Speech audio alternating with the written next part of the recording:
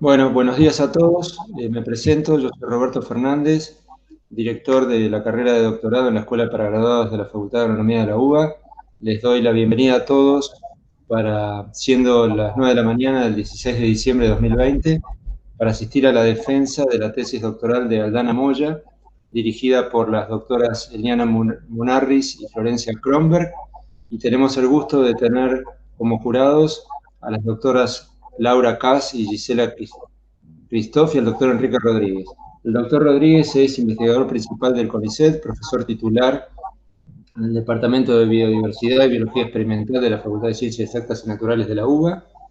La doctora Kass es profesora titular en la Universidad Nacional del Litoral, investigadora independiente del CONICET.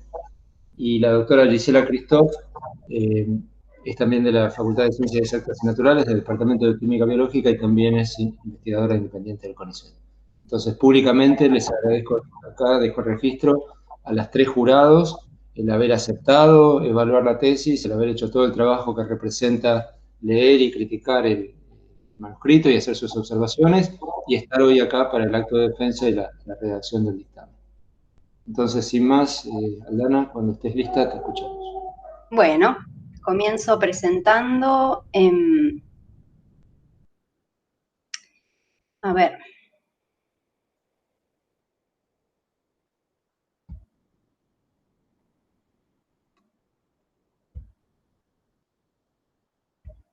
¿Se ve ahí? Perfecto. Bueno, bárbaro. Pongo puntero por cualquier... Ahí está. Bueno, comienzo, no los veo a ustedes, así que voy a hacer por recomendación pequeños cortes para ver si todo está bien en la presentación. Así que, bueno, vamos a comenzar. En primer lugar, quiero agradecer a todos por participar hoy. Y bueno, la tesis que voy a presentarles, o mi tesis doctoral, se titula Plaguicidas disruptores endocrinos, uso del nematodo Cenorhabditis elegans como modelo biológico. Para comenzar, me gustaría realizar una breve reseña del contexto histórico. Desde mediados del siglo XX, numerosas especies diferentes entre sí y ubicadas en distintas áreas del planeta comenzaron a presentar diversas alteraciones, muchas de las cuales sugerían estar relacionadas con trastornos del sistema endocrino. No fue hasta los años 80 cuando se encuentra un punto en común entre los hallazgos descriptos hasta ese momento. Todas las especies estudiadas sufrían alteraciones ocasionadas por la exposición a sustancias químicas que alteraban la homeostasis hormonal. Sin embargo, recién en 1991 comenzó a delinearse la definición de lo que es un disruptor endocrino.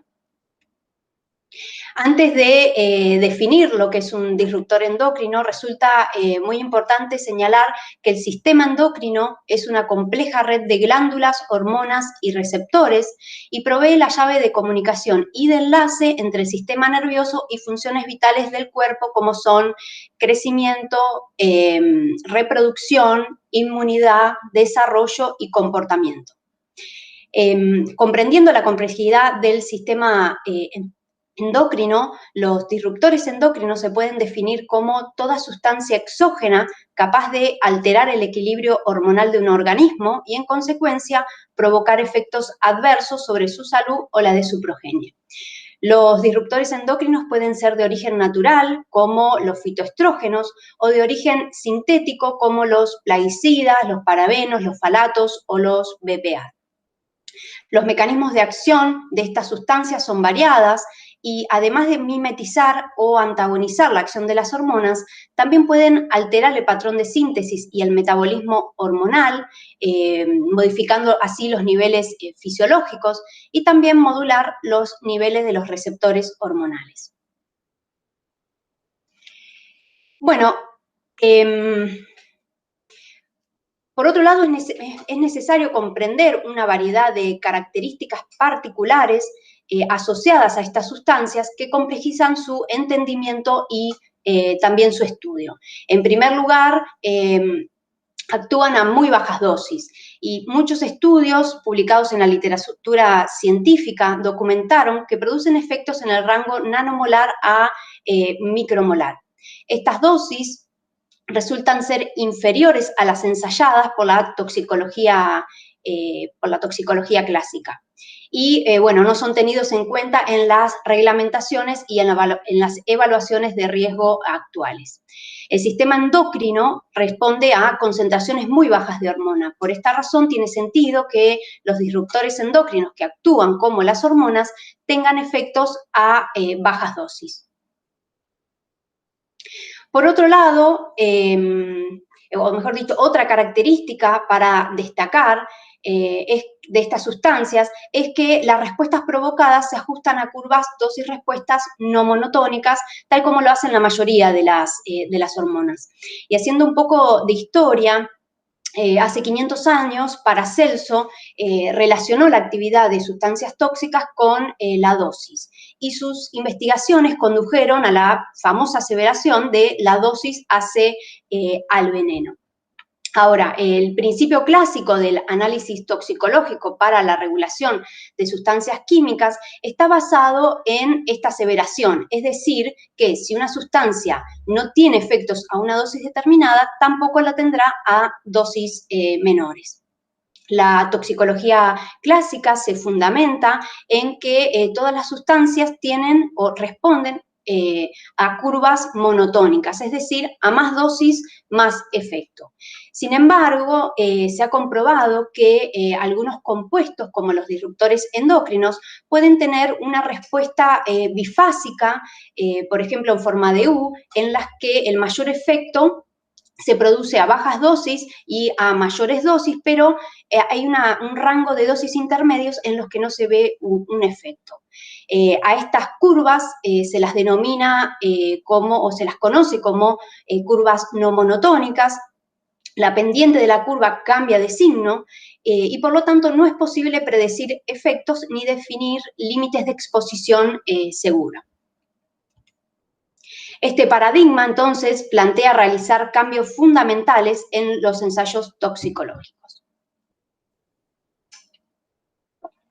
Bueno, no sé si se escucha bien. ¿Podemos seguir?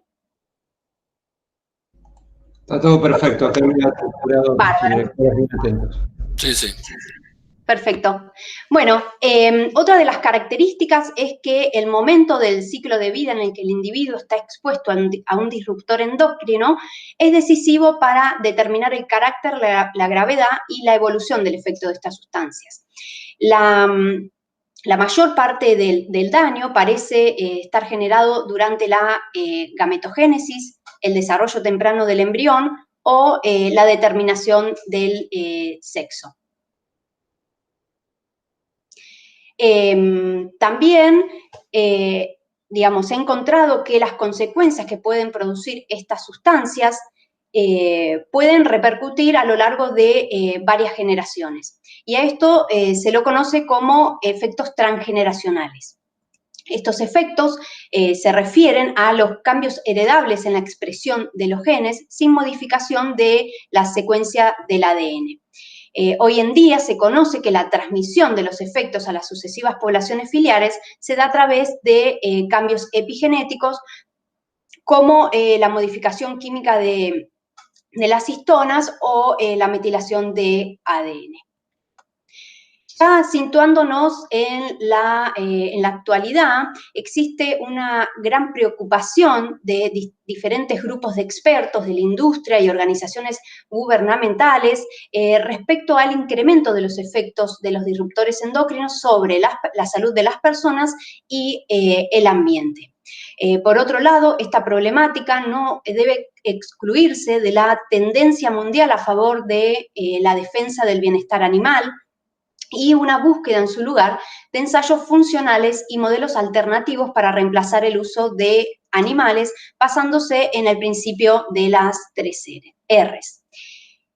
La Unión Europea en la Unión Europea, la experimentación con animales vertebrados está prohibida desde el 2004 para lo que es productos cosméticos. Y en septiembre del año pasado, en el 2019, la EPA anunció que disminuirá en un 30% la financiación de ensayos con animales vertebrados para el 2025 y para el 2035, digamos, lo dejará de hacer en un 100%. Sumado a esto, la evaluación técnica habitual de los productos fitosanitarios para su registro y comercialización, digamos, exigido por los entes reguladores, es insuficiente frente a la complejidad que implica el estudio de los disruptores endocrinos.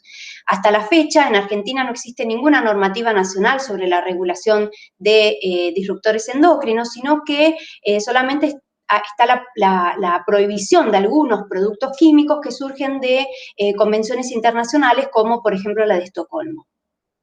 De acuerdo con la Comisión Europea, se necesita continuar progresando en lo relativo al desarrollo y validación de métodos de ensayos alternativos y desarrollar sistemas de ensayos confiables de manera de poder reducir al mínimo el número con animales de laboratorio para que puedan ser adoptados para la protección del ambiente y la salud pública.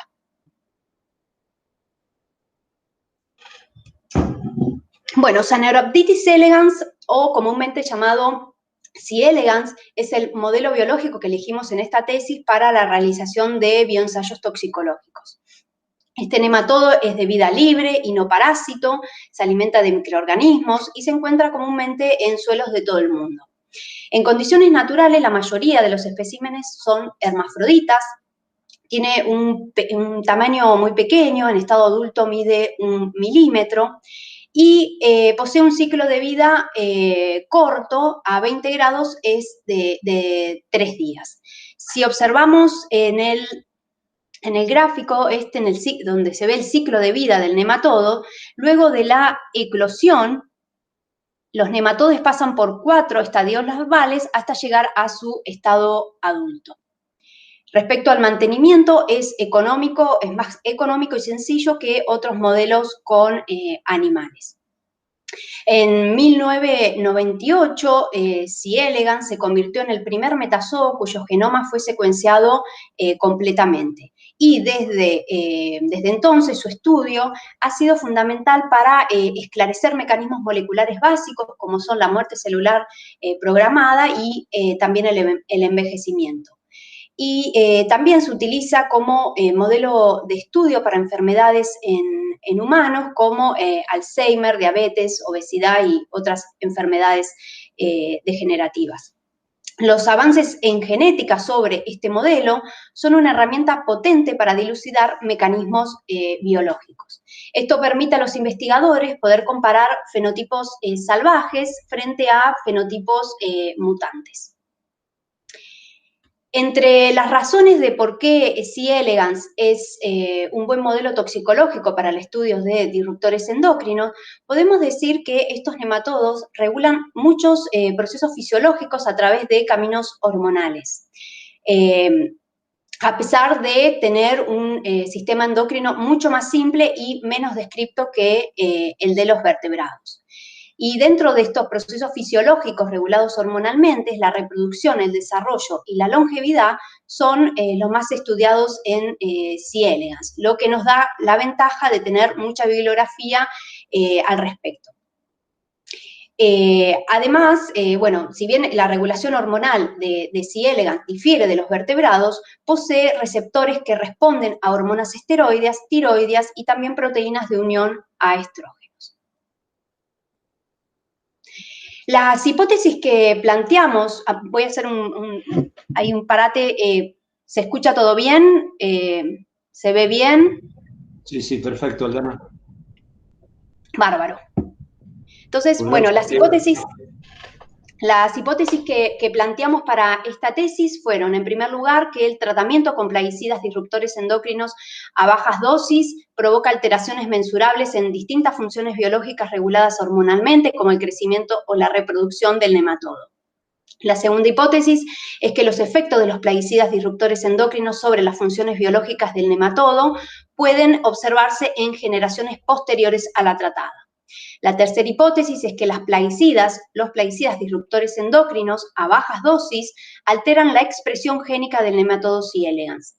Y por último, que este nematodo resulta un modelo biológico adecuado para la evaluación de plaguicidas disruptores endocrinos, permitiendo valorizar protocolos toxicológicos para el testeo a gran escala de sustancias sospechosas de presentar actividad disruptora endocrina. Para poner a prueba estas hipótesis, planteamos como objetivo general desarrollar una batería de ensayos utilizando a C. elegans que permita analizar diferentes niveles organizacionales, tales como el genoma, proteoma, el tejido, organismo, población e incluso transgeneracional, con el objetivo de identificar plaguicidas disruptoras endocrinos en forma integral.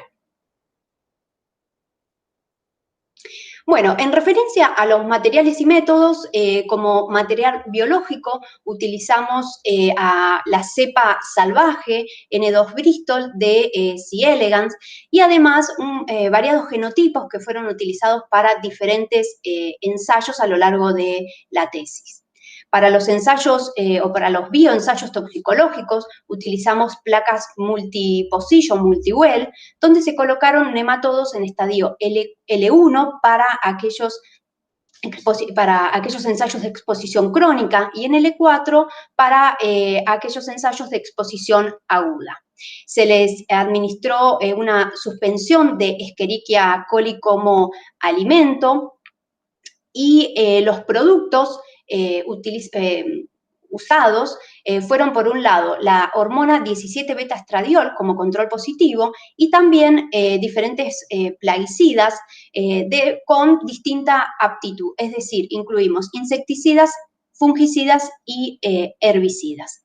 Los plaguicidas fueron utilizados en su formulación comercial, lo que proporciona resultados extrapolables a la situación ambiental, que si solo se utilizara el principio activo. A partir de una solución madre se realizaron diluciones seriadas y las concentraciones que se muestran en el cuadro están referidas al principio activo de los plaguicidas comerciales. Finalmente, se realizaron ensayos donde se midió el crecimiento y la reproducción del nematodo. En un principio, todos los ensayos los realizamos con el herbicida atracina y se seleccionaron algunos de estos para luego ser ensayados con el resto de los plaguicidas. En este cuadro se resumen todos los ensayos realizados con el herbicida atracina y debo decir que al momento de comenzar la tesis no había información sobre los efectos del herbicida atracina sobre C. elegans, por lo que decidimos comenzar con un amplio rango de concentraciones y estudios básicos para luego ir profundizándolos. En un principio se comenzó con estudios de exposición crónica, donde estudiamos el efecto desde el nematodo en estado L1 a adulto y se estudiaron las funciones biológicas de crecimiento y reproducción. Posteriormente, sabiendo que la maduración final del aparato reproductor está finamente regulado por el sistema endocrino y que esto se da en el estadio L4 adulto, nos preguntamos si una exposición aguda con atracina durante esta etapa podría generar efectos diferentes a los encontrados con las exposiciones crónicas. Efectivamente, los resultados mostraron que el efecto a exposiciones agudas eran más sensibles que los crónicos, por lo que se fueron incluyendo nuevos ensayos a medida que los resultados resultaron positivos. Luego se seleccionaron algunos de estos ensayos para evaluar el resto de los plaguicidas.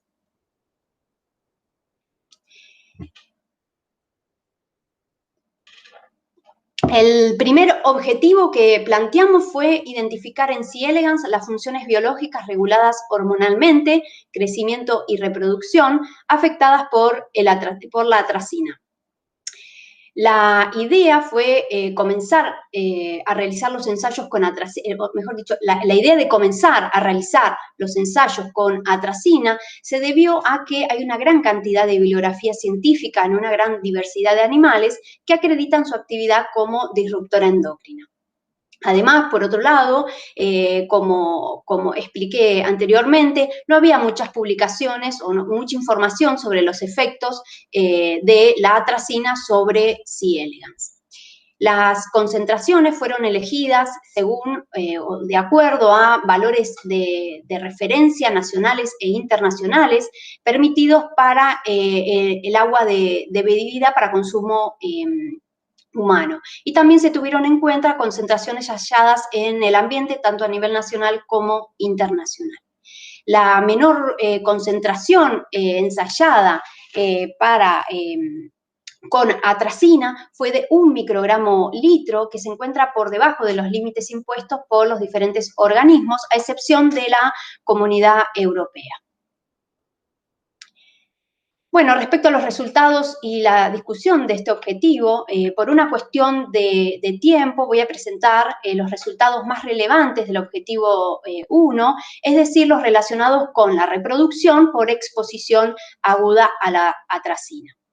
Una de las respuestas evaluadas fue el número de la progenie y para ello se contabilizó el número de la descendencia a lo largo de toda la vida reproductiva del nematodo. Los resultados muestran que para las concentraciones de 10, 100 y de 1000 hubo una disminución significativa en el número de la progenie. Estos resultados, entonces podemos decir que la exposición a atracina durante la etapa L4 adulto, que es cuando comienza la meiosis de células germinales y la maduración de los espermatozoides, produjo una disminución en el número de la progenie. Esto sugiere que esta etapa debería considerarse un periodo crítico susceptible a la presencia de disruptores endocrinos como lo es la atracina. Podemos concluir que la exposición aguda a atracina durante la etapa L4 adulto produjo efectos perjudiciales en la reproducción del nematodo C. elegans.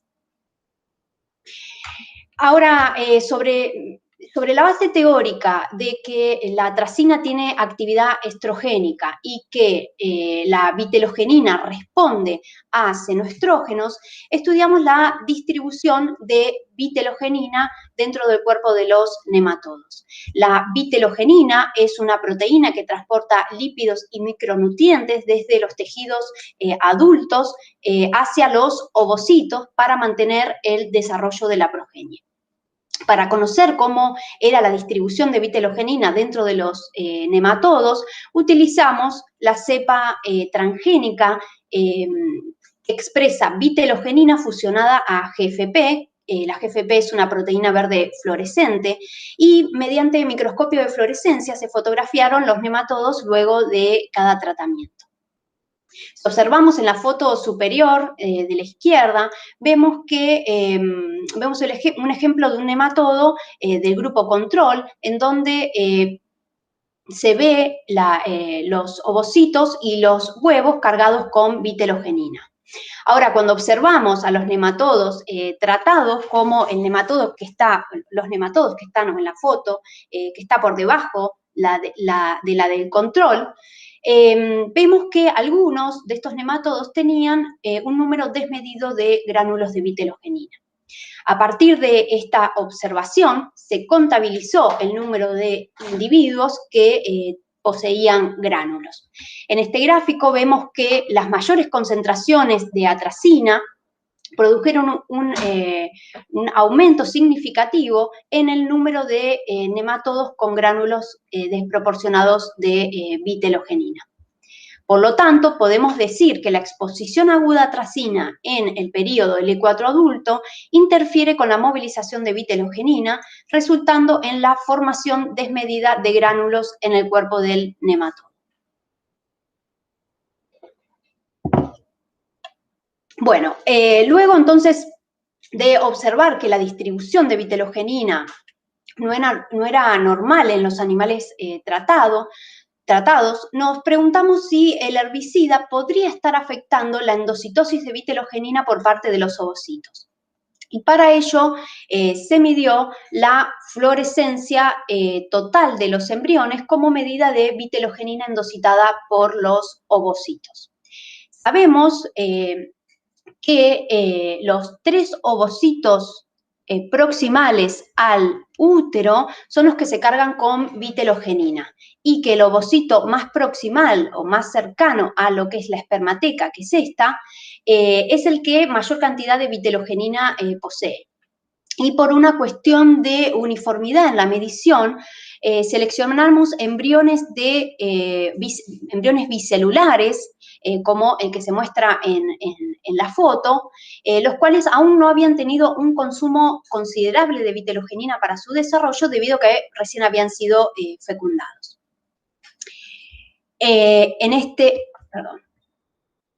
En este gráfico se observa que los embriones bicelulares tratados con atracina en las concentraciones de 10 a 10.000 produjeron una disminución significativa en la fluorescencia total de los embriones.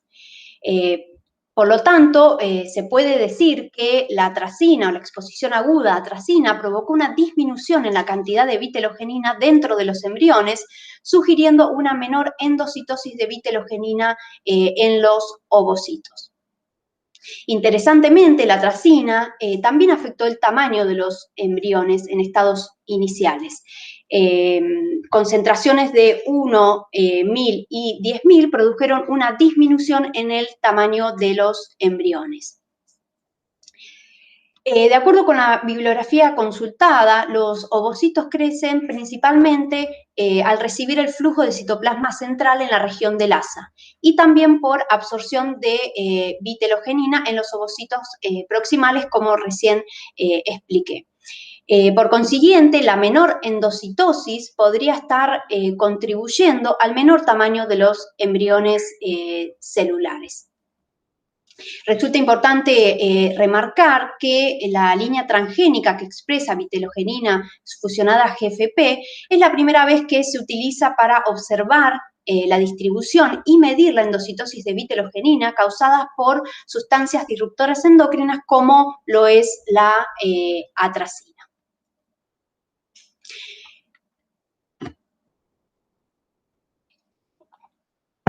Bueno, el segundo objetivo específico que planteamos fue determinar los efectos transgeneracionales del herbicida disruptor endocrino atracina en el crecimiento y la reproducción de C. elegans. En lo referido a esta temática, me gustaría introducir que el ambiente puede moldear el fenotipo a través de un sistema de regulación conocido como epigenética, sin alterar la secuencia de ADN. Los fenotipos originados por cambios ambientales pueden persistir durante varias generaciones posteriores, y a esto se lo denomina herencia epigenética transgeneracional.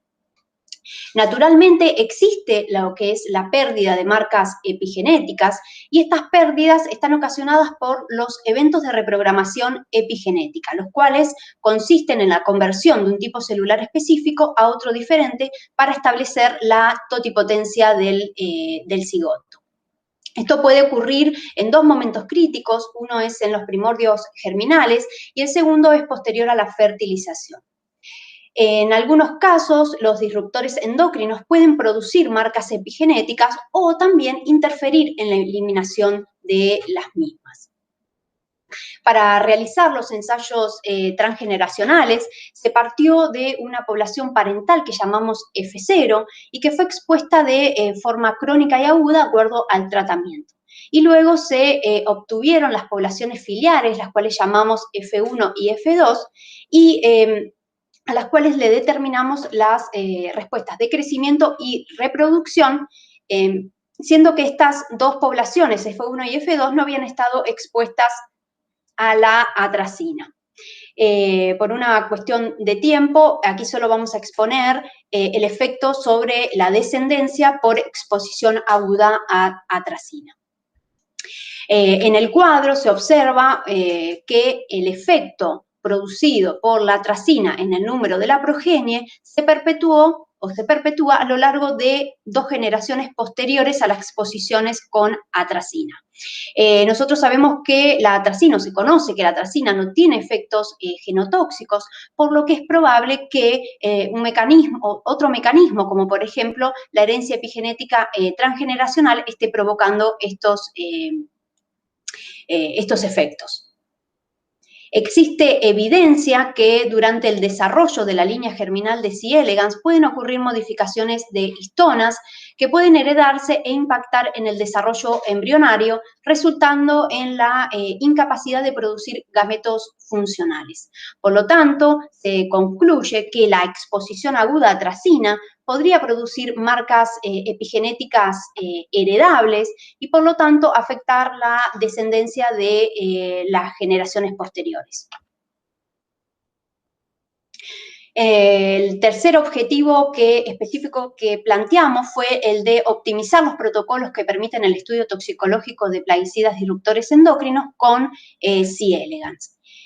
Para ello se utilizaron el herbicida 2,4-D, los insecticidas cipermetrina y clorpirifos y el fungicida mancozeb. Y además se incorporó como control positivo a la hormona 17-beta-estradiol. Y luego se realizaron los ensayos de reproducción. La hormona 17-beta-estradiol es una hormona esteroidea sexual femenina y fue incorporada en estos ensayos para demostrar que el sistema experimental es apropiadamente sensible y también para evaluar disruptores endocrinos de tipo estrogénico y así poder comparar las respuestas de los diferentes plaguicidas. Es importante decir que el nematodo C. elegans responde a diferentes esteroides de vertebrados, como es la hormona 17-beta-estradiol. Los resultados del efecto de los plaguicidas sobre el número de la progenie se muestran resumidas en esta tabla. El control positivo con la hormona 17-beta-estradiol produjo una disminución significativa entre un 15 y un 19% sobre el número de la progenie en todas las concentraciones.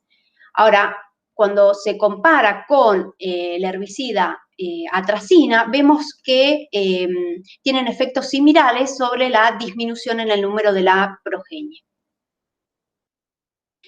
El herbicida 2,4-D y el insecticida clorpirifos también produjeron una disminución en el número de la progenie a varias concentraciones, mientras que la cipermetrina afectó a la mayor concentración ensayada.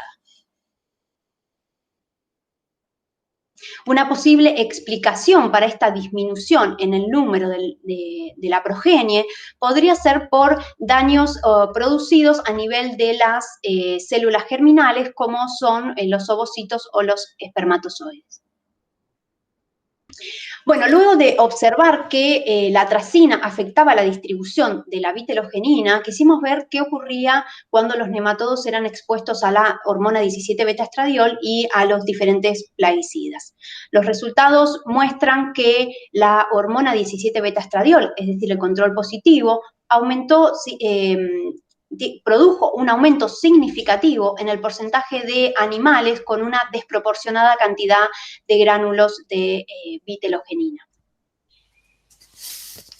Todos los plaguicidas produjeron un efecto significativo en la distribución de vitelogenina, es decir, que todos aumentaron el porcentaje de nematodos afectados.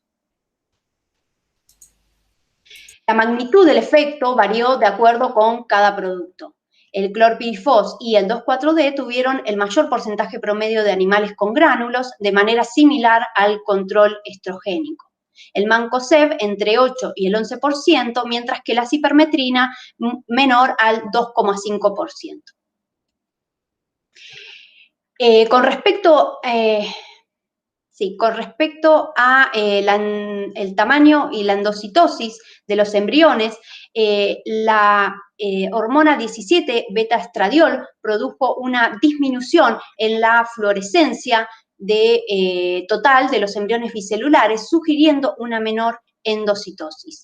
Además, produjo una disminución del tamaño de los huevos bicelulares.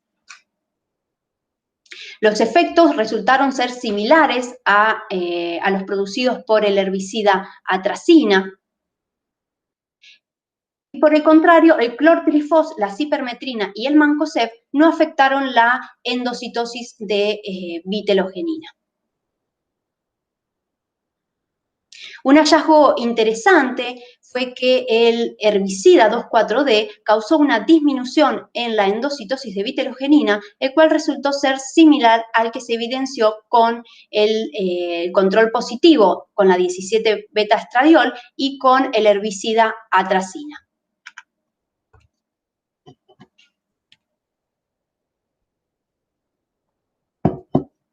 Con respecto al tamaño de los embriones, el 2,4-D, la cipermetrina y el mancozeb no produjeron efectos sobre el tamaño de los embriones bicelulares, mientras que el clorpirifos disminuyó el tamaño de los embriones a la mayor concentración evaluada, de manera similar a lo encontrado con el control positivo y con la atracina.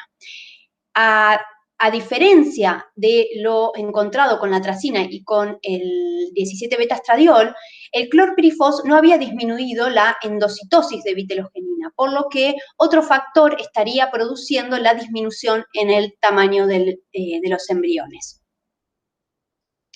De manera de resumen, el control positivo 17-beta-estradiol y el herbicida atracina produjeron efectos similares en las respuestas reproductivas. Los efectos del 2,4-D y el clorpirifos tuvieron efectos sobre la reproducción similares a la atracina y al control positivo con 17-beta-estradiol. Estos descubrimientos o estos resultados sugieren que tanto el 2,4-D como el clorpirifos pueden tener un efecto de tipo estrogénico sobre C. elegans. Exposiciones a 2,4-D en trucha arcoiris y de clorpirifos sobre zebrafish dieron resultados similares a la cuestión del efecto de tipo estrogénico de estas sustancias. Por otro lado, el mancozeb y la cipermetrina tuvieron un menor impacto sobre la reproducción de los nematodos, y estos resultados sugieren que, si bien ambos plaguicidas causaron algún efecto sobre la reproducción, estos no mostraron tener una respuesta de tipo estrogénica. Entonces, como conclusión, podemos decir que todos estos resultados no deberían ser interpretados de forma aislada, sino en conjunto con ensayos que cubran el mayor espectro de toxicidades y de sistemas biológicos. De esta manera, permitirá una evaluación más completa de los plaguicidas. El último objetivo que planteamos fue el identificar los mecanismos moleculares afectados por la exposición a plaguicidas, disruptores endocrinos en C. elegans. Para ello se trataron a los nematodos en estadio L4 con diferentes concentraciones de principio activo de los plaguicidas detallados los plaguicidas y el control positivo detallados en el cuadro. Y luego se realizó a través de la técnica PCR cuantitativa en tiempo real, se midieron la expresión de diferentes genes. Estos genes fueron seleccionados considerando que la función y la expresión fueran importantes durante el periodo de tratamiento L4 a adulto. Por ejemplo, debido a que observamos que la distribución de vitelogenina no era normal en aquellos nematodos que habían sido tratados con diferentes plaguicidas, decidimos analizar la expresión del gen BIT2. Además, debido a que la mayoría de los plaguicidas habían tenido un efecto en el número de la progenie, seleccionamos genes asociados a la ovogénesis y la espermatogénesis para su análisis. Por último, para evaluar si estos plaguicidas afectaban el ADN de las líneas germinales, se seleccionó el gen PUS1. Los resultados de este último objetivo se muestran resumidos en esta tabla. Se observó entonces que la vitelogenina fue sobreexpresada por el control positivo, es decir, con la hormona 17-beta-estradiol, y por todos los plaguicidas. Sin embargo, cuando se analizó la endocitosis de la vitelogenina, esta solo disminuyó de manera significativa con el control positivo, con la hormona 17-beta-estradiol, y con los herbicidas atracina y 2,4-D. Es posible que la endocitosis de vitelogenina se deba a una combinación de factores y en este sentido es factible que reguladores transcripcionales del gen VIT2 afecten también su nivel de transporte. Para la evaluación de la ovogénesis se seleccionaron los genes CPB3 y GLP1. El gen CPB3 codifica para la proteína con el mismo nombre y produce inhibición de la apoptosis fisiológicas en los ovocitos.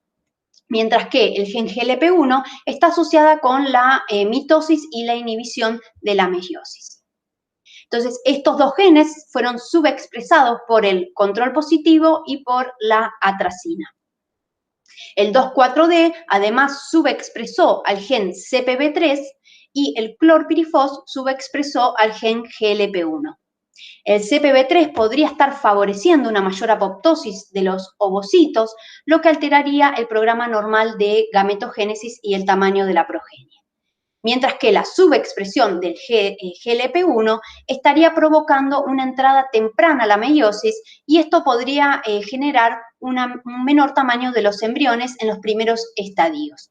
Anteriormente vimos que el clorpirifos había disminuido el tamaño de los embriones, sin embargo, esta disminución no la pudimos justificar por una menor endocitosis de vitelogenina. Entonces, a partir de estos resultados, vemos que la subexpresión del gen GLP1 podría estar afectando el tamaño de los embriones, no solo del clorpirifos, sino también del control positivo y la atracina. Para evaluar el efecto entonces de los plaguicidas y del control sobre la espermatogénesis, estudiamos la expresión de los genes SP11, SP6 y FEM3. En cuanto al SP11, este gen regula la morfología de los pseudópodos y esto interfiere con los pseudópodos son necesarios para la movilidad de los espermatozoides. El SP6 está relacionado con la activación espermática y el ensamblaje de la proteína principal del esperma, mientras que el FEM3 actúa como regulador positivo de la espermatozoides. El gen SP11 fue subexpresado por el control con la 17-beta-estradiol y la atracina y en menor medida por el clorpirifos. Esto podría estar provocando un efecto en la movilidad de los espermatozoides por desencadenar problemas en la morfología de los pseudópodos. El gen SP6 fue subexpresado solo por el herbicida 2,4-D. Mientras que el FEM3 fue subexpresado no solo por el control positivo, sino también por todos los plaguicidas. Y esto podría provocar una regulación negativa de la espermatogénesis en la línea germinal.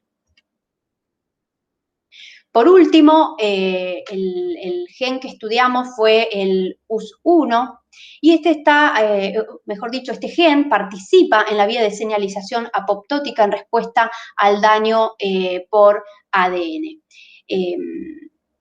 Se expresa, muy importante, se expresa en las líneas germinales adultas y se ubica en los sitios de daño y reparación de ADN. El 17-beta-estradiol produjo la subexpresión de este gen, lo que conduciría a inestabilidad genómica por falta de activación de los mecanismos de reparación de ADN. El clorpirifos, por el contrario, el insecticida clorpirifos y cipermetrina y el fungicida mancozeb produjeron la sobreexpresión del gen US1. Y esto podría inducir una mayor apoptosis en respuesta del daño del ADN en la línea germinal. En línea con esto, hay bibliografía que muestra que el clorpirifos induce estrés oxidativo en la línea germinal de ratas y larvas de Drosophila, mientras que la cipermetrina en zebrafish y mancozeb en ratones machos.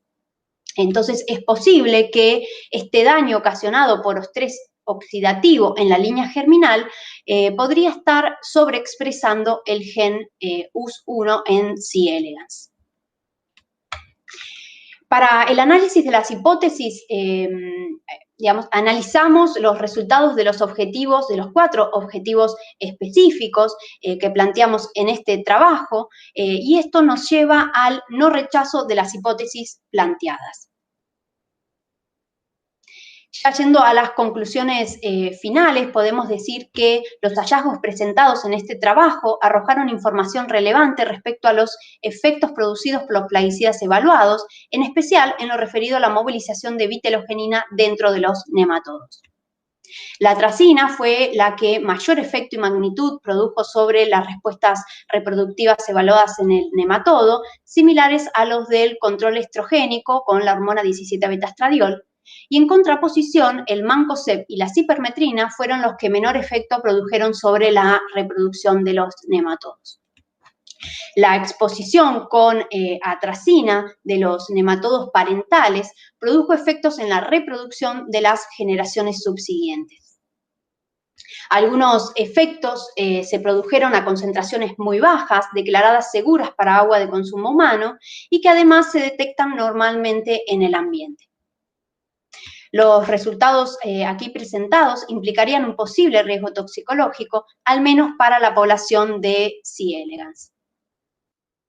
Todos los ensayos propuestos en esta tesis resultaron ser lo suficientemente confiables para formar parte de una batería de ensayos que proporcionan evidencia de apoyo para detectar alteraciones producidas por plaguicidas disruptores endocrinos. Y finalmente, C. elegans, por lo tanto, resulta ser un modelo biológico adecuado para el análisis de plaguicidas sospechosos de presentar actividad disruptora endocrina.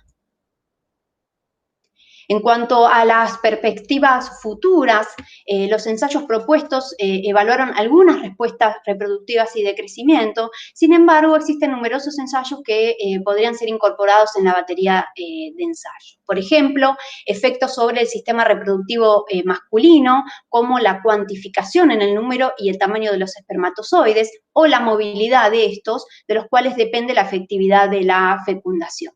Y también el comportamiento reproductivo de machos frente a las hermafroditas, en especial durante la cópula.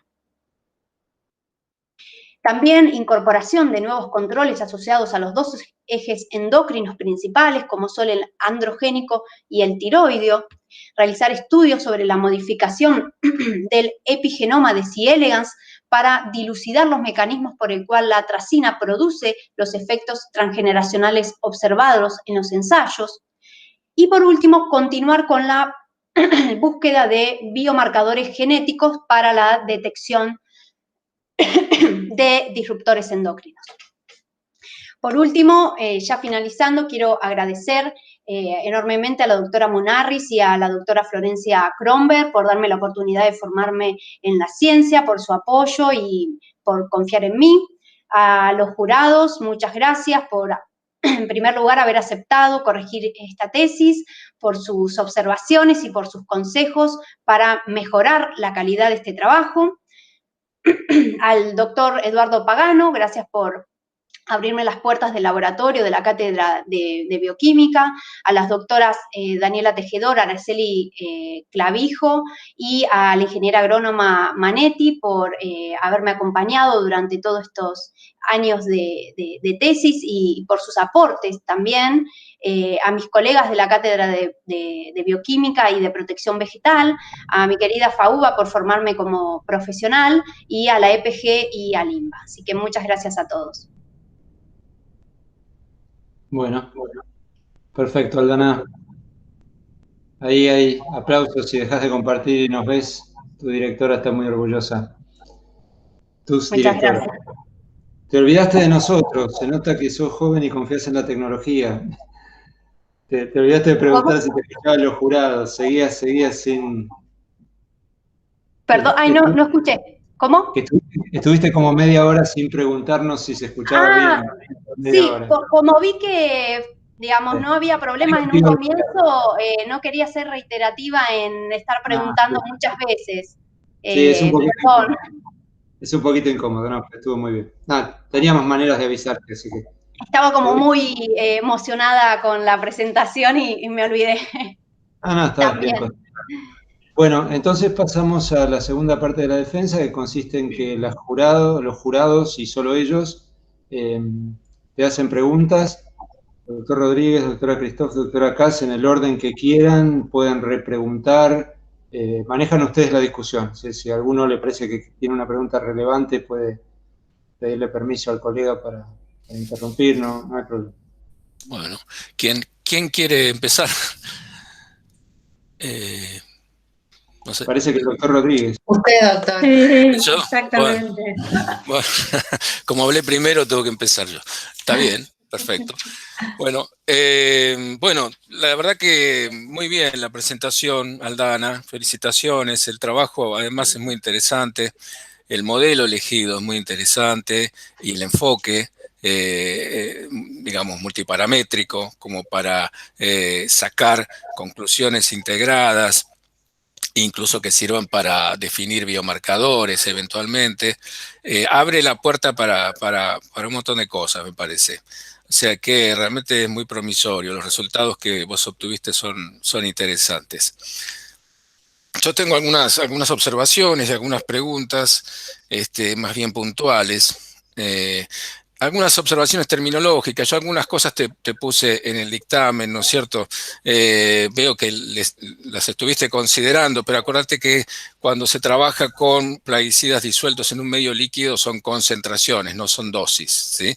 En algún momento, o sea, en un momento dijiste concentraciones y en otro momento pusiste dosis o aparecía ahí en la transparencia, ¿no? Digo, son esas cuestiones. E incluso el término disruptor, en realidad, el término castellanizado correcto sería desorganizador endocrino, ¿sí? Porque disruptor es una traducción literal del inglés, disruptor, y en realidad lo que se suele usar, por lo menos más académicamente, es el término desorganizador, ¿no? Son cuestiones terminológicas puntuales.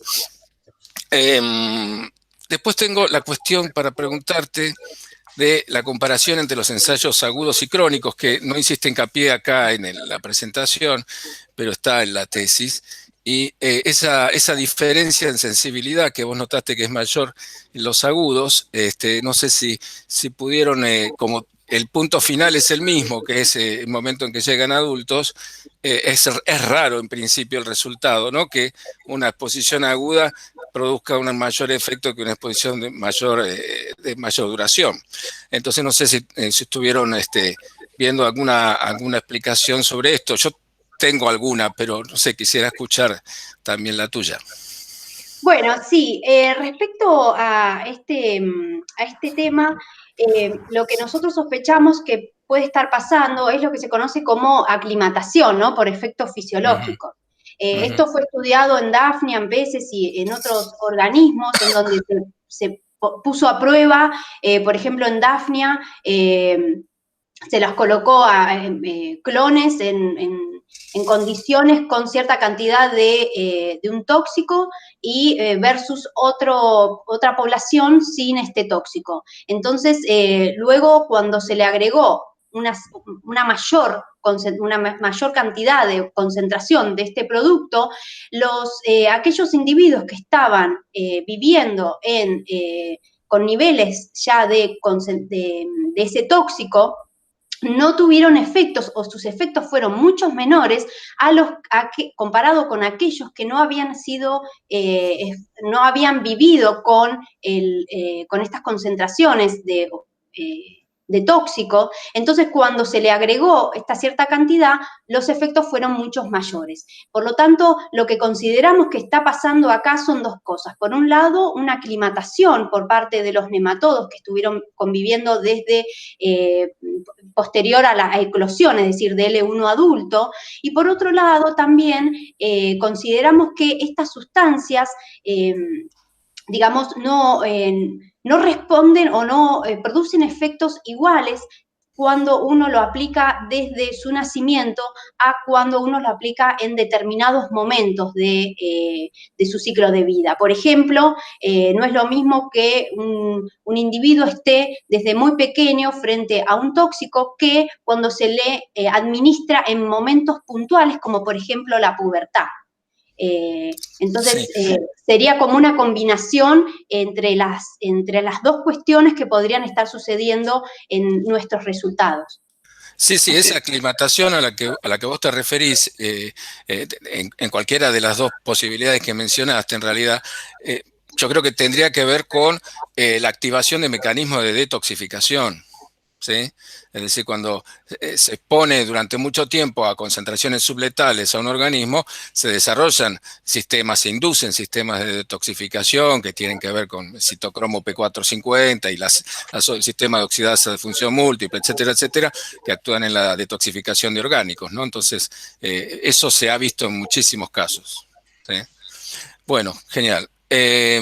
La otra cuestión que en realidad me parece, como fisiólogo, me parece más interesante, es la cuestión del estradiol, ¿sí? O sea, del control endocrino que ejercería el estradiol sobre la síntesis de vitelogenina y otros procesos reproductivos en esta especie. Dos preguntas sobre eso. ¿Cuál sería el sitio concreto de síntesis de vitelogenina en esta especie? Y si la ruta esteroidogénica para la síntesis de estradiol y otros esteroides sexuales se conoce en esta especie. La síntesis de vitelogenina en el hematodo es en el intestino. Sí. Se produce directamente en el intestino y es sexo dependiente, también es estadio dependiente. Entonces, y tejido dependiente, porque solo se da en lo que es el intestino. Sí. La otra pregunta, La ruta esteroidogénica. a partir del intestino se trasloca hacia el pseudoceloma del nematodo y a partir de ahí viaja hacia los ovocitos. Vos me estás hablando de la hormona, del estradiol en sí, o No, de la vitelogenina de estoy la hablando, disculpe, vitelogenina. perdón, sí. Correcto, Sí, correcto. disculpe. Pero la ruta de esteroidogénica, las enzimas involucradas en la síntesis de estradiol a partir de colesterol, ¿eso se conoce en este grupo, en esta especie? Sí, está muy relacionada con ciertas como hormonas que son ácidos dafacrónicos como DAF2, DAF16, que están todos relacionados con lo que es la producción de vitelogenina, porque también están muy relacionados con lo que es la producción de la vitelogenina con la producción de hormonas, ¿sí? Sí. Yo te pregunto esto porque está objetado en los invertebrados en general que los mismos esteroides sexuales presentes en vertebrados sean endógenos, de producción endógena en los invertebrados, ¿sí? O sea, hay Claro. evidencias en algunos grupos de que efectivamente hay rutas esteroidogénicas, a veces que no son las mismas que llevan a la producción de los esteroides típicos de vertebrados, pero que se producen igual. Por ejemplo, en crustáceos no se describe aromatasa, ¿sí? Que es la Claro. enzima final para formar estradiol, pero sería otra la ruta. Y hay algunas Exacto. evidencias sobre esa. No sé en este grupo qué evidencias hay sobre la generación endógena de estradiol y otros esteroides sexuales. A eso apunto, ¿no? Sí, no hay mucho descripto, lo que yo sé es que no produce 17-beta-estradiol, pero sí hay una respuesta hacia la exposición de 17-beta-estradiol, porque tiene Sí, receptores que sí, responden a sí, sí. estradiol. Sí, Pero sí, pero eso no implica necesariamente que lo produzca el organismo exactamente, a no, esa no, misma molécula, digamos. exacto, sí, ¿Sí? no Ok, lo produce, sí. bien. Pero es respondiente a cierto tipo de esteroides. Ok, Exactamente, sí. bien, Sí, bien. no solo el 17-beta-estradiol, ¿no? O sea, se ha Claro. estudiado con muchos estrógenos diferentes, y Progesterona probablemente también, quizá. sí, y tiroideos también. Por eso, parte de lo que nos gustaría continuar en este estudio es probando con distintos ejes, además de solo el estrogénico, ¿no? Sí, porque es raro lo siguiente también. El estradiol como control positivo te aumentaría la síntesis de vitelogenina, ¿sí? Porque, ok, estás viendo como que el ARN mensajero para la síntesis aumenta de vitelogenina. Pero por otro lado, lo extraño es que te reduzca el ingreso de vitelogenina a los ovocitos. Exacto. Porque un esteroide que favorece la reproducción y la acumulación de vitelogenina en los ovocitos también debería, además de inducir la síntesis, debería favorecer el ingreso. Y eso lo inhibe en realidad el estradiol y la atracina y otros plaguicidas, ¿no es cierto? Sí, Hay algo raro. Sí. Lo que nosotros estamos sospechando en este caso es que, digamos, como la vitelogenina está mediada por el receptor que se llama RME en C. elegans, lo que estamos sospechando es que también esté relacionado justamente estos receptores, digamos, que lo que hacen es que no deje ingresar la vitelogenina dentro de los ovocitos. Así que es parte también de algo que nos gustaría seguir profundizando, a ver qué es lo que sucede con eso, porque a nosotros tampoco claramente, digamos, no nos queda muy claro, ¿no?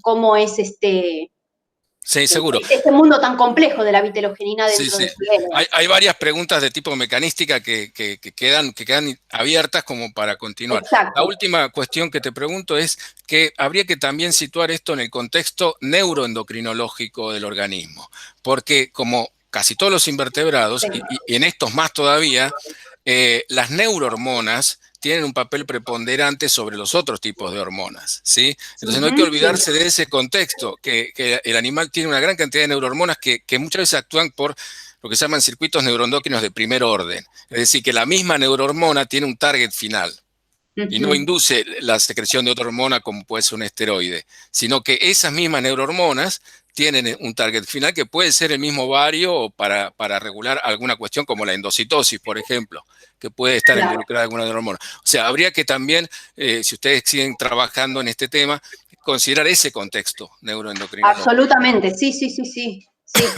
Mismo, algo que nosotros estamos muy interesados en estudiar es cómo afectan las bajas dosis. Nosotros llamamos bajas dosis porque es lo que sé que son concentraciones, pero bueno, en disruptores endocrinos hablamos de dosis, pero en este caso que nos gustaría estudiar bajas concentraciones de exposición a los nematodos para ver cómo afectan lo que es la alimentación de C. elegans, porque si bien nosotros hemos estudiado y ver cómo es el consumo, no a extremadamente bajas dosis. Y esto que usted dice sobre la las neurohormonas también están muy relacionadas con, y se conoce también cómo están relacionadas con la alimentación de C. elegans. Sí, con entonces, muchísimo es algo que también está todo muy relacionado y bueno, sí, es un mundo. Hay mucho por estudiar porque poco es lo que se conoce sobre disruptores endocrinos en C. elegans. Bueno, le cedo la palabra a los otros jurados y felicitaciones nuevamente. Muchísimas gracias, doctor. Gisela o Laura, yo sugeriría que siga la que le parezca que tiene algo que engancha con esta conversación. Si no, pregunta libremente, por supuesto. No, bueno, yo también quería felicitarlas. Me encantó el trabajo. Me gustó mucho cómo está escrita la tesis. Más allá de que trabajo también con plaguicidas y con invertebrados, me pareció muy interesante, la leí que fluía muy bien, así que bueno, felicitarlas, me parecen muy relevantes los resultados, me encanta que sigas trabajando en lo mismo, como dijo Enrique, que abre muchas puertas. Los efectos transgeneracionales, ¿no? Me parece que es algo muy importante porque ya no están expuestos y sin embargo siguen ocurriendo efectos en la descendencia. Me engancho con lo de Enrique que me llamó, me pasó cuando leí que también no entendía mucho esto del agudo y el crónico, o sea, me pasó exactamente lo mismo. Ahora que se hizo la discusión, me parece que estaría bueno agregarlo, ¿no? Agregar todo esto, porque la realidad es que también como al escribirlo parecía como que hubiera, o sea, como que ustedes veían diferencias en o sea, en realidad, claro, porque se decía, acá se termina la gametogénesis, acá se termina, entonces yo decía, me falta algo más en el ciclo, o sea, es como que, y bueno, y muchas cosas que también tenía dudas, como que ahora se aclararon en el oral, y que también me parece que mejoraría mucho agregarlas, sí, en el ejemplar escrito. Por ejemplo, yo no entendí, o sea, decía, bueno, además de esto, yo decía, ¿por qué en los ensayos crónicos no evaluaron, sí, lo mismo que evaluaban en los agudos? Y bueno, ahora con esto que vos decís, entiendo que empezaron con los crónicos, fueron a los agudos, vieron más efectos y continuaron ahí. Por ahí son cosas chiquitas, pero para el que lee está bueno como entender esa secuencia. Lo mismo con la tracina, que yo les preguntaba por qué habían usado concentraciones tan altas. Por ahí también, ¿no? Está bueno esto de, bueno, tuvimos que hacer un abanico para empezar el trabajo porque no había nada. Una cosa que yo les decía, que no sé si lo evaluaron o no por ahí, esto del tema de la estadística, del análisis, que yo por lo menos lo que vi, lo que entendí, era que ustedes comparaban cada concentración con el control. No sé si evaluaron, por lo que yo vi me parece que no, las diferencias entre concentraciones. Esa es una duda que me queda porque tal vez evaluando así entre concentraciones, además del control, tal vez algunas no diferencias, tal vez aparecen diferencias. Como que me parecía un análisis más completo. Sí, respecto a eso, sí, doctora, lo analizamos. Esto también fue planteado en un principio, a ver cuál era la mejor estadística para hacerlo, y la realidad es que, bueno, estas sustancias, al no tener una respuesta dosis dependiente, ¿no? Y tienen, bueno, posibles respuestas no monotónicas, porque en algunos casos eran supuestos disruptores endocrinos, nosotros preferimos utilizar el DUNET porque hay mayor capacidad para detectar estas diferencias. La realidad es que nosotros estábamos buscando la menor concentración en la que aún había una respuesta. Entonces, al hacer unas comparaciones múltiples, se podía perder un poco lo que es esta capacidad de detectar la mínima diferencia respecto al control. Igualmente, esto nosotros los analizamos y tenemos los resultados, son muy similares. Hay pequeñas diferencias con respecto, en especial cuando nosotros detectamos este cambio exacto, sí.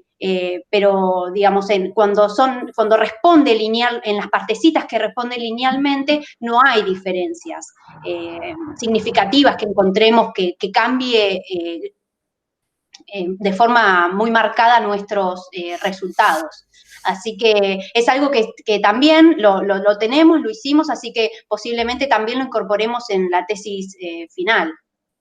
Claro, estaría bueno también, y por ahí, ya que ustedes lo digo para el futuro, o por ahí algo que está bueno o nombrar, ya que ustedes lo que querían era encontrar la menor concentración que producía los efectos, hablar justamente, ¿no? Por ahí ya que el análisis fue para eso, o uno de los objetivos, por ahí nombrar esto de la concentración máxima que produce efecto, o la concentración, la máxima que no produce efecto, o la concentración mínima que produce efecto, ¿no?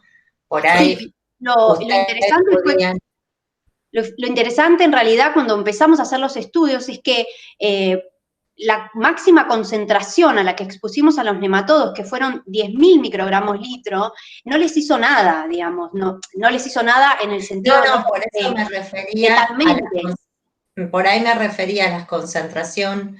Ya sé, como tienen esta curva, no es lineal eso, pero por ahí, cuando se vean las concentraciones bajas, tal vez está bueno recalcarlo, porque tal vez se podrían bajar más las concentraciones, a eso iba, que son más ambientales, y entonces ver los efectos, sí, a concentraciones bajas, que por ahí, como obviamente estas curvas son de esta forma, tal vez les dio la concentración baja y la bajan más y no les da, ¿no? Eso es obviamente que puede pasar, pero bueno. Y sí, me parece que está bueno agregar el otro análisis porque lo hace más completo.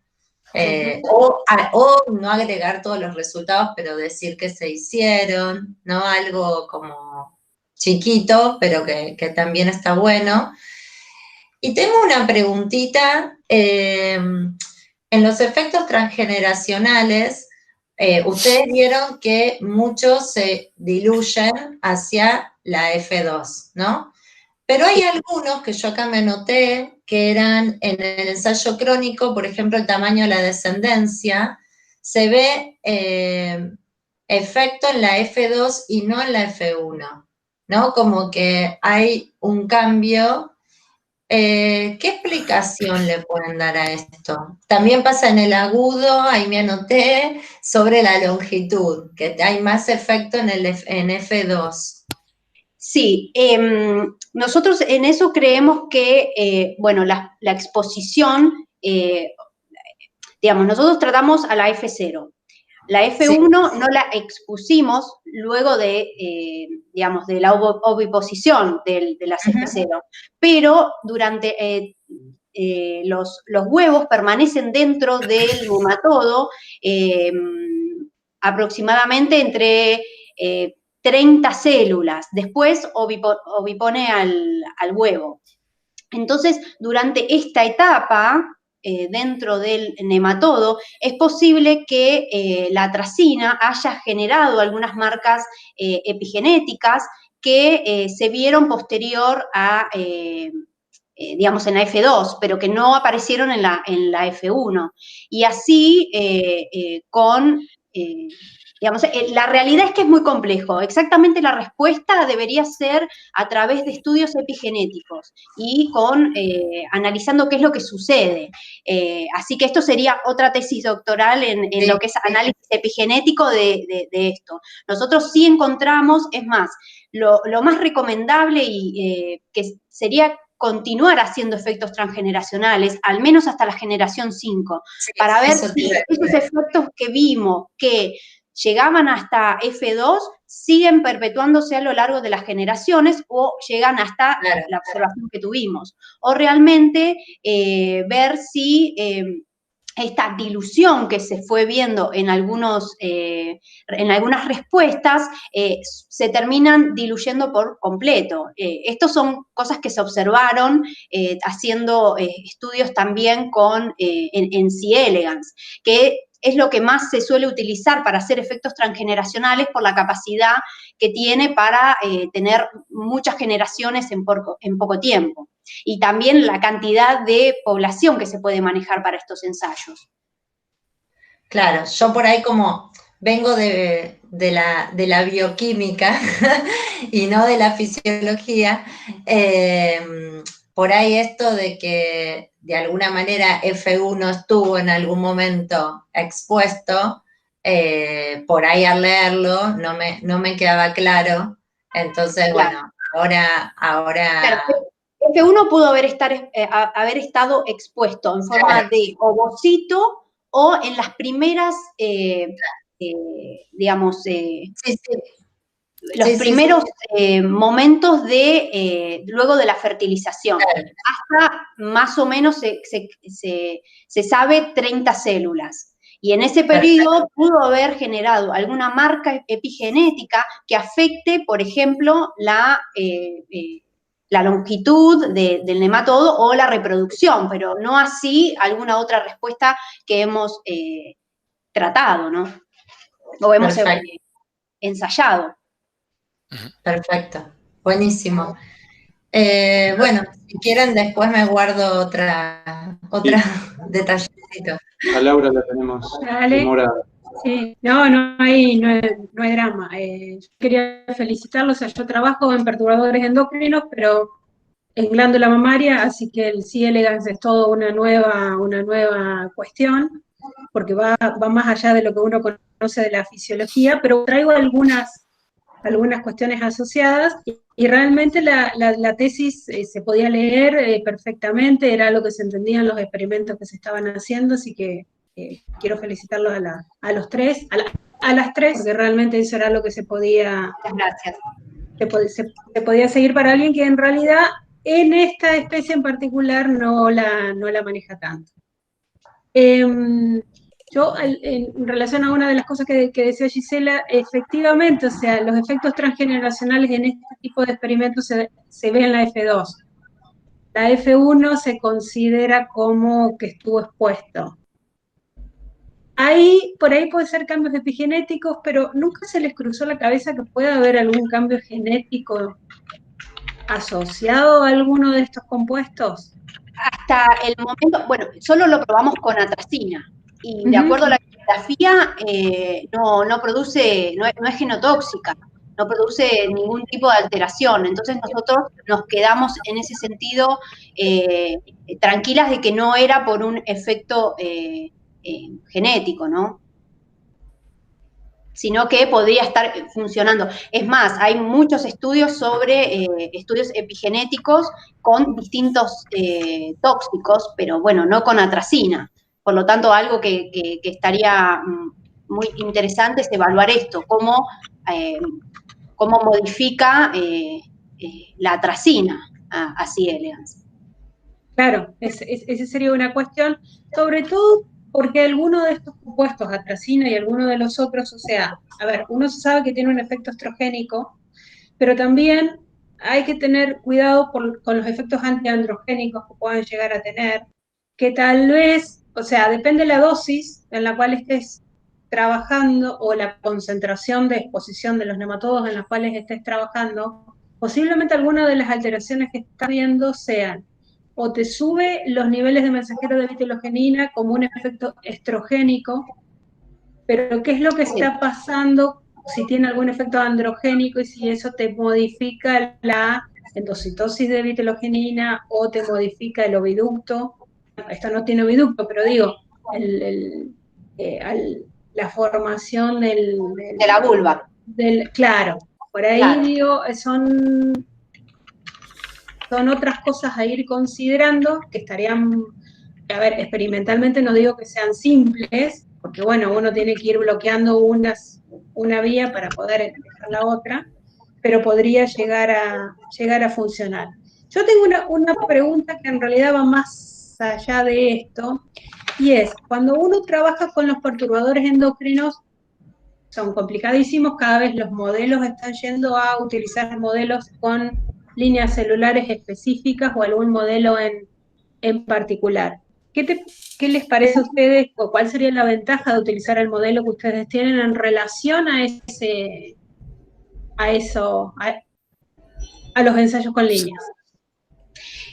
Bueno, principalmente porque estamos hablando de un ser completo, vivo, a diferencia de, digamos, estar trabajando con células. Al ser completo se da toda esta, digamos, se puede ver la complejidad dentro del nematodo entero, vivo, y se puede hacer muchos ensayos y analizar, como nosotros hicimos, la vitelogenina, qué es lo que está pasando sin matar y sin matarlo, digo, porque, digamos, esto lo vimos directamente en vivo con los animales activos. Si bien estaban dormidos, estaban vivos. Entonces, creo que el gran valor que tiene, o la gran ventaja que tiene, es el utilizar el ser completo, ¿no?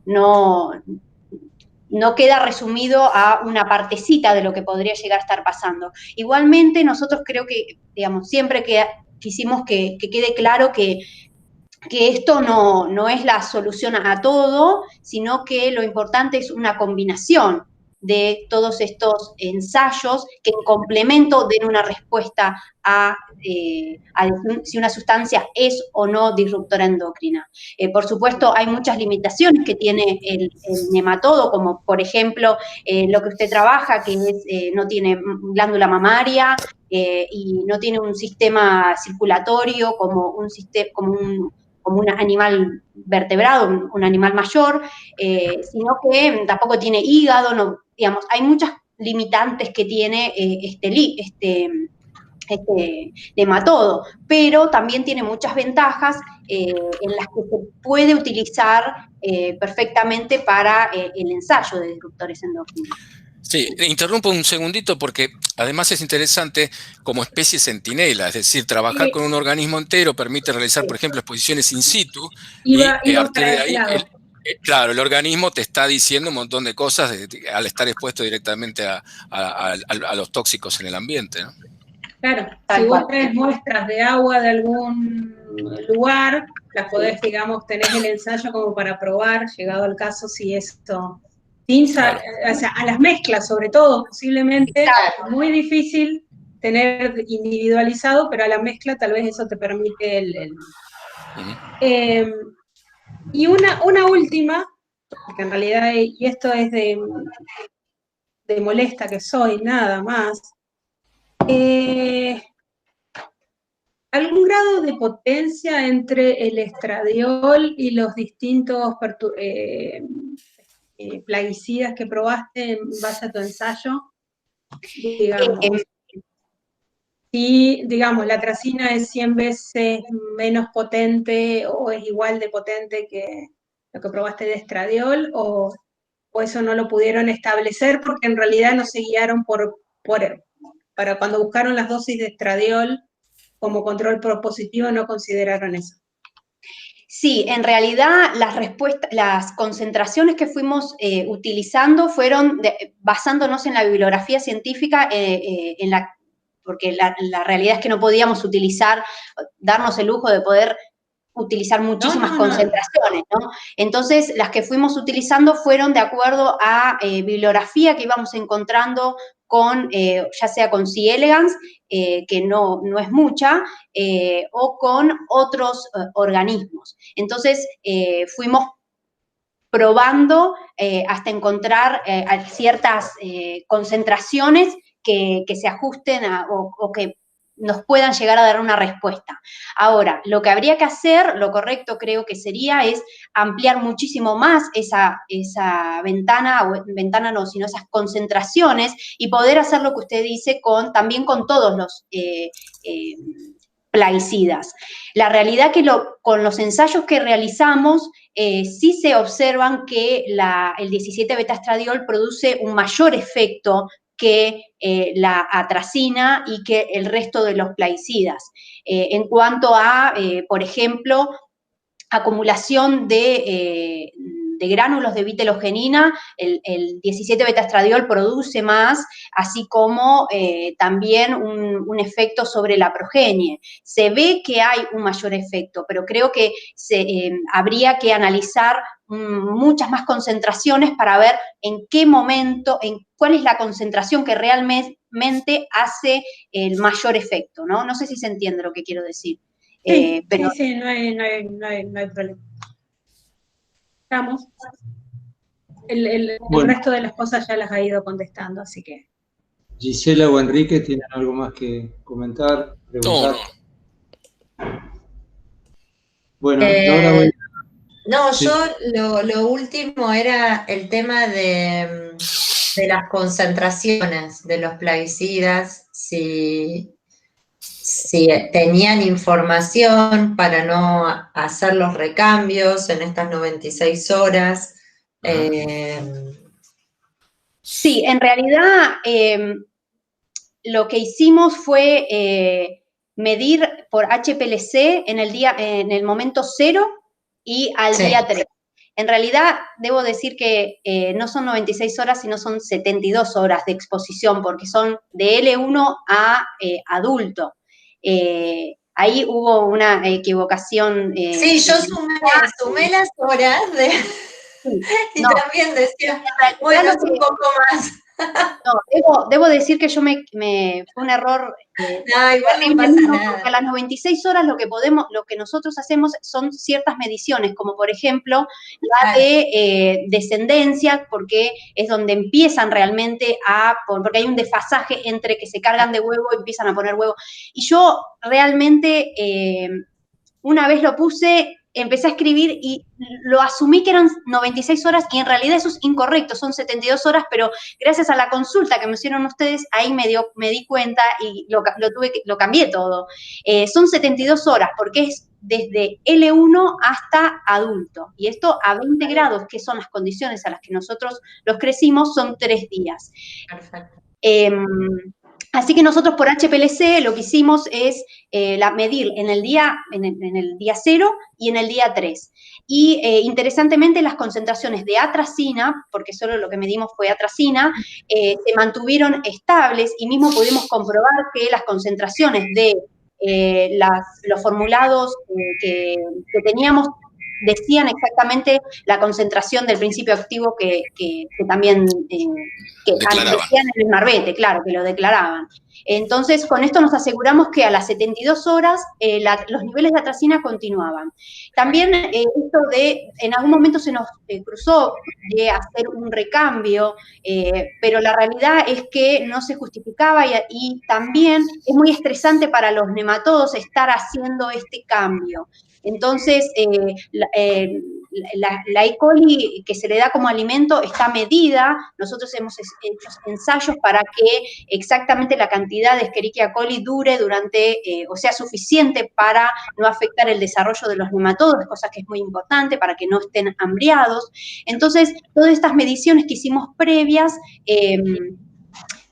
las tuvimos en cuenta para decidir que no íbamos a hacer recambio entre el día 1 al día 3. Y más considerando, bueno, que la atracina es bastante estable en agua y más al pH en el que estamos trabajando, que es cercano a 7, a 20 grados. También lo que buscamos fue si la Escherichia coli podía degradar a la atracina y al menos bibliográficamente no estaba digamos, dentro de las bacterias que pueden, digamos, desdoblar a la atracina. Claro.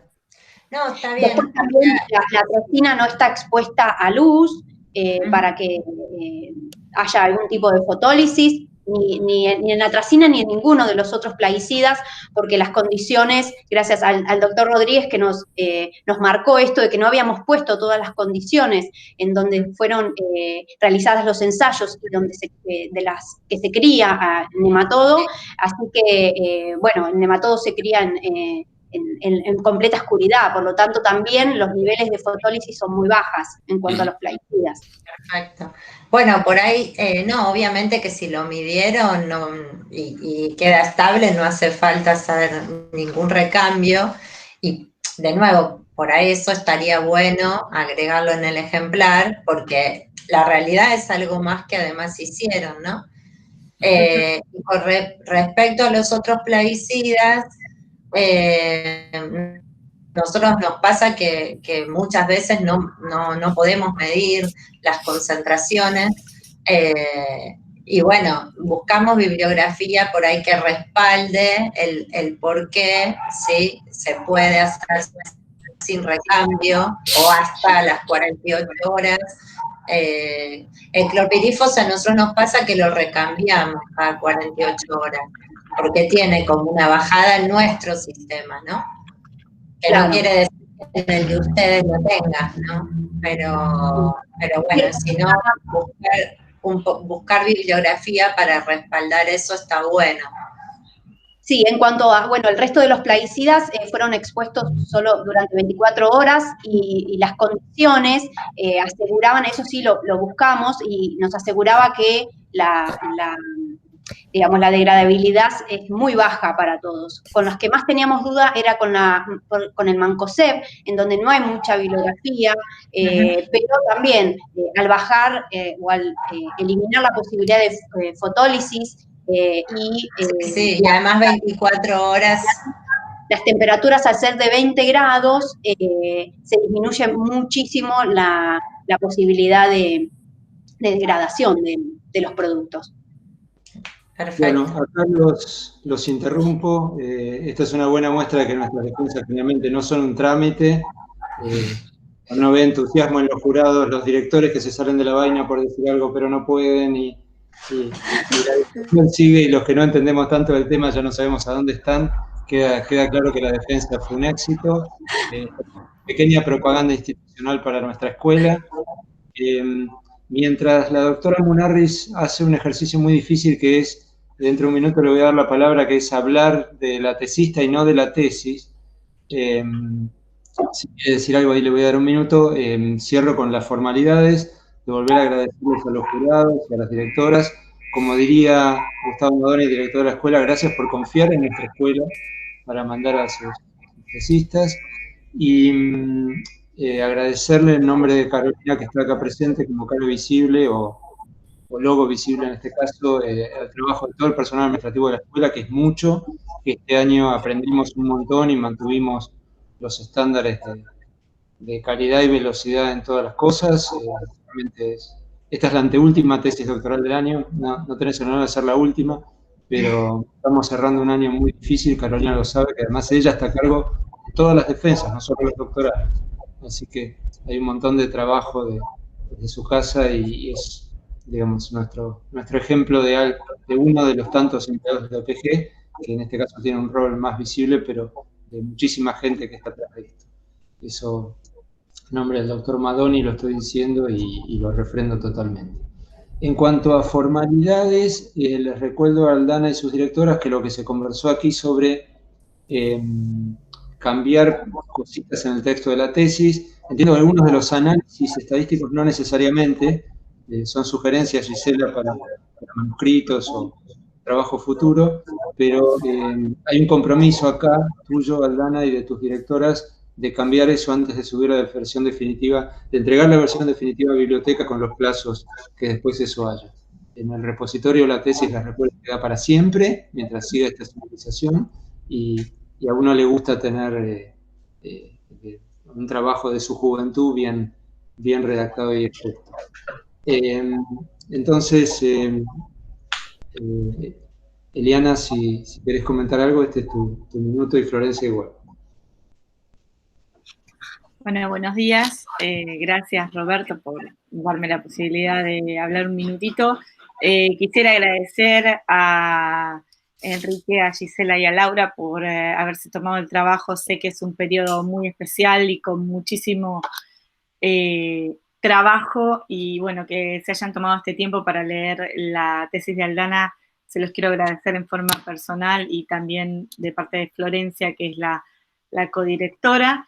Y la verdad que nos hicieron, la corrección de ustedes nos hizo ver la tesis en otra luz y poder mejorarla, y creo que la versión final va a ser superadora. También nos ayudó mucho a entender cómo Aldana iba a darle el enfoque a la presentación de hoy, y esto es mérito de ustedes también.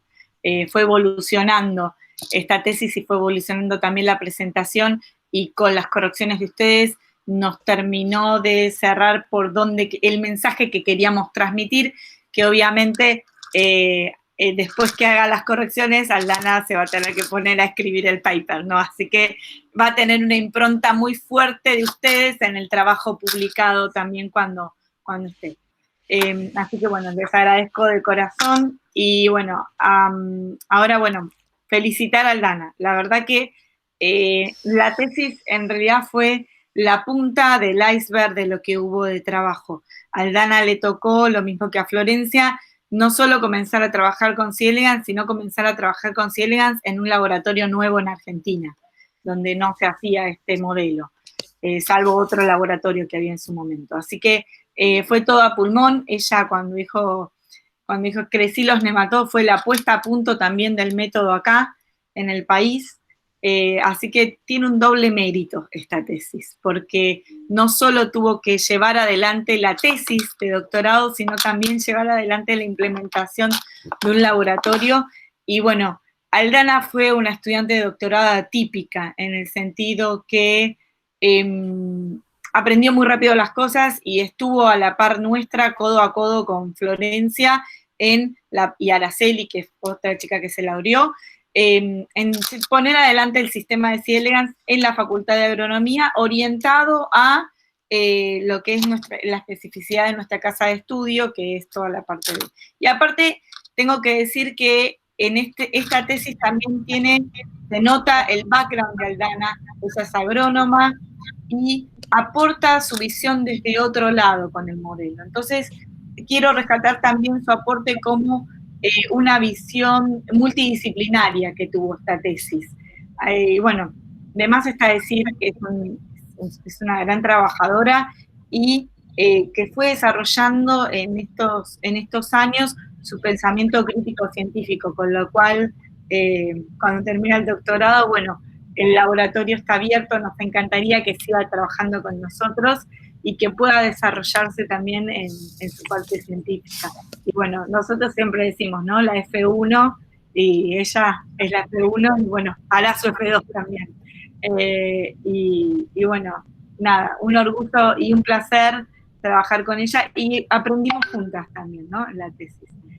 Así que bueno, quiero felicitarte de corazón, y quiero también quiero agradecerle por confiar en nosotros, ¿no? A veces un laboratorio que entra que desde cero no tiene la trayectoria en la Argentina que tienen otros laboratorios, y ella también confió en nosotros en esto, así que bueno, quiero agradecer. Y también agradecer, no están acá, porque bueno, por cuestiones de modalidad virtual, digamos, a la cátedra de bioquímica y a Limba, porque le abrieron las puertas a Aldana para trabajar.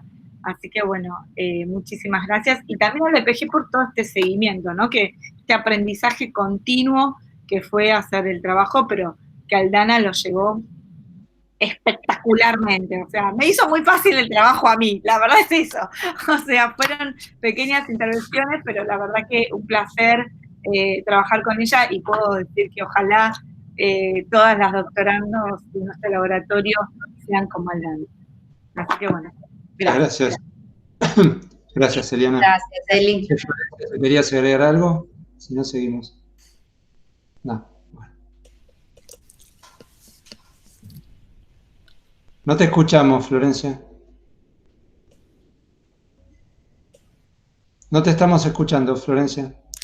Creo que dice. No la estamos escuchando a Flor, pero... Bueno. La expresión facial es elogiosa. Está feliz. Bueno, levanta un pulgar si la estás felicitando, 2 pulgares si la felicitas mucho, y ahí quedamos. Un corazoncito, un corazoncito. Bueno, entonces... Hago extendido mi discurso por Florencia, que seguramente lo comparte 100%. Bueno, entonces este es el momento en el que vamos a dejar de grabar y pedirle a Aldana que se retire, a Florencia también, y entonces el jurado va a pasar